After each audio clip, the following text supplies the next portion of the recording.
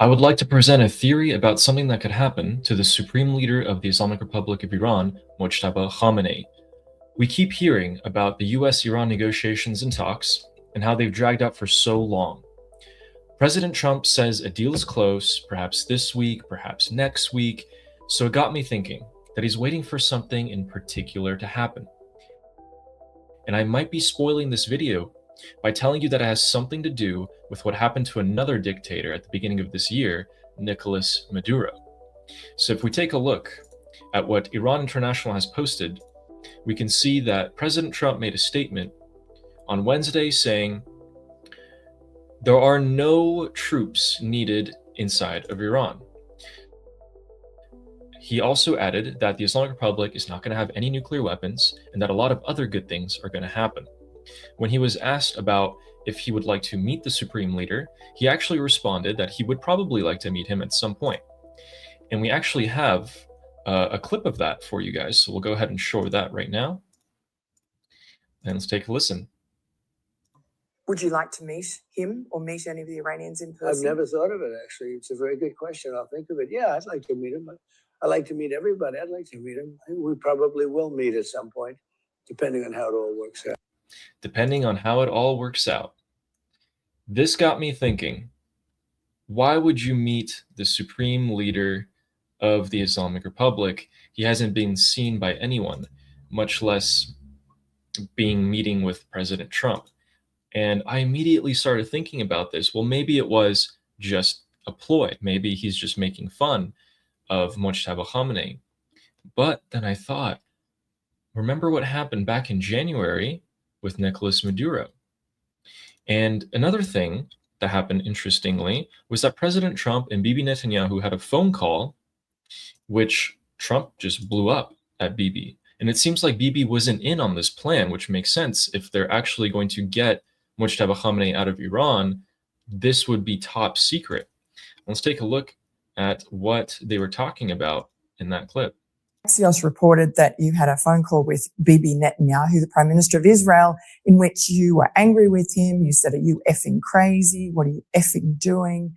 I helped you stay out of jail." Is that true? Did you speak to him in those terms? I did. I wouldn't say angry. I was a little bit perturbed at his constantly fighting with Lebanon. You know, at some point I said, "Bibi, we got to stop this. We got to stop it." But I have a very good relationship. We've done well together. He always says, we could never have done it, but everybody knows that we could have never done it without the United States. But I've worked very well together. I like Bibi a lot. All right. He likes Bibi a lot. If Bibi Netanyahu didn't know about this plan, if Benjamin Netanyahu has been pushing for these strikes in Lebanon, it could potentially offset what's happening in the negotiations between the United States and the Islamic Republic of Iran. And that would be the worst case scenario. So President Trump has been waiting to see, is there someone in the Islamic Republic who could sell Mojtaba Khamenei out? Is there someone that can deliver him in the hands of the United States? And that would be a death sentence to the regime supporters. The whole point of this ceasefire was to go after the Islamic Republic politically, divide them, have them attack each other, which is exactly what's been happening over the past month with various different pieces of evidence that everyone's seen at this point. If you've been in the Iranian opposition community like I have, which has been beautiful to see. You have effigies of top diplomatic figures of the Islamic Republic set on fire by their own supporters, to statements being questioning about the supreme leader's will, and etc. Different camps in the Islamic Republic have been fighting each other for power.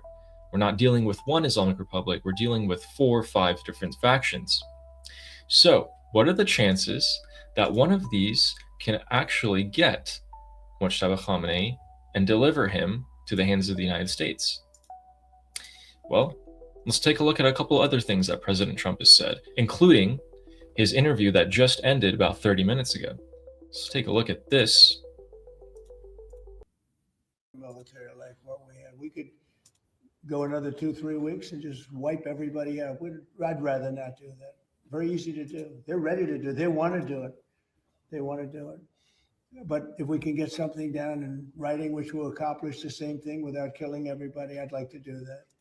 If we can get something down in writing that would accomplish the same thing without killing everybody, that points to two things. One, if you can get the enriched uranium to be handed over by the Islamic Republic to the United States, that's also a death sentence. The regime supporters would never have that. The Islamic Republic would lose all of its credibility amongst its own supporters, which is its most important thing. And after that, we had a couple of statements about Trump being asked about what's happening with Mojtaba Khamenei. So let's take a look. This is from the White House website. I actually paused this because the interview was going on. I went back and I found this. New Ayatollah, the new supreme leader. I don't want to meet, but if I did meet, I'd be honored to meet him. I'd like to see if we make a deal. But if we make a deal, it's possible that I would meet him. I'd be okay with Would it. that happen here in the U.S.? White Oh, House? I don't know. I haven't really heard too much about it. I didn't suggest it, but some people have suggested it. If it happened, it would happen. I'd be respectful. Very interesting. It could happen. It could happen. It might not happen. If a deal is made, we would probably meet. Keep in mind that the supreme leader of Iran had his legs blown off, bits and pieces are missing. He had his father, mother, siblings, children, all killed in the strikes of February 28th by the United States and Israel. And a stark reminder of that is that Trump is not really wanting to make a deal with Mojtaba himself. In fact, he goes to great lengths to just make fun of him. And so if we take a look right here, President Trump is in a very, sarcastic statement. Let's take a listen. I'd be respectful. Do you think because Epic Fury killed his dad and his wife and his kid that he's got hard feelings and wouldn't want to meet? Well, I would say I'm not his favorite person. But with that being said, he's probably I don't know. He's probably a professional.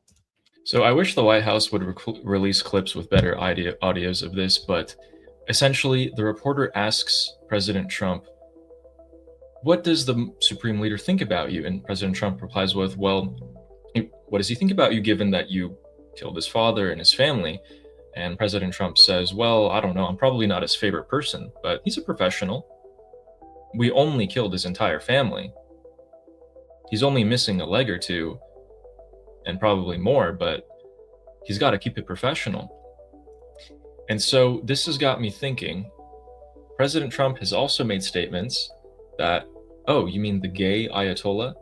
And keep in mind, guys, there's nothing wrong with being gay, but you cannot be gay in the Islamic Republic or you will be executed. So there's a lot of interesting tidbits going on. And if everyone remembers this guy, this happened without anyone knowing.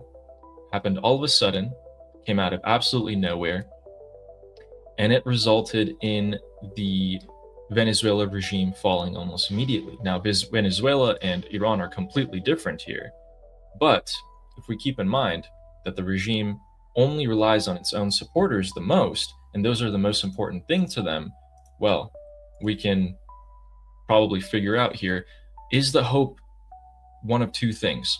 To have one of these factions in the Islamic Republic sell Mojtaba Khamenei out, or to have him himself make a deal with the United States, ensuring his own safety, perhaps a couple of other trusted aides, in return for having the Islamic Republic splinter.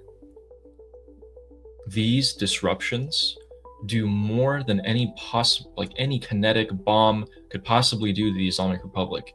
Please believe me when I say that. It might sound crazy to you, but internal division is how the Islamic Republic falls. It does not matter how many bombs you drop on them. It doesn't matter how many economic hardships they have to endure. They will always have a way to suppress the Iranian people who have come out again and again in the past couple of decades and been slaughtered in the 10 of thousands. I don't want to see that happen again. If this is the way we can achieve the fall of the Islamic Republic, I can wait for it. I can't wait too long because the Islamic Republic is crushing the will of the Iranian people, starving them of basic foods and etc. and I don't know how long they can last. If you enjoyed this video, please consider tuning in to our live streams every day at 2:30 p.m. Pacific Standard Time. We oftentimes catch a lot of the live events, such as the missiles and drones being launched from the Islamic Republic to the Gulf states and other events live, and we discuss them right there and then for you. We are often also the first ones reporting this, and I hope to see you guys all there.